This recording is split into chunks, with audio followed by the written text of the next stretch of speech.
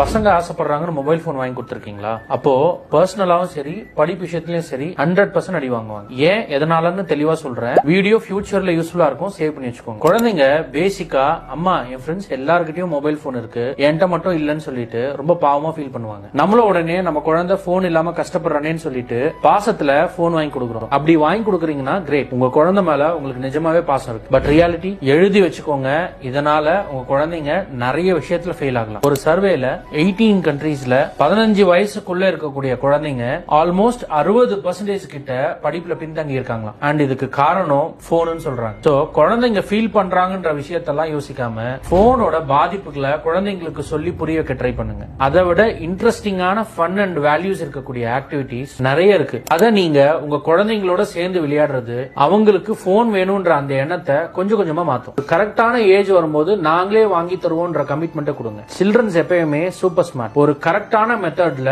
ஒரு right parenting அப்ரோச்சோட deal பண்ணீங்கன்னா கண்டிப்பா புரிஞ்சுப்பாங்க.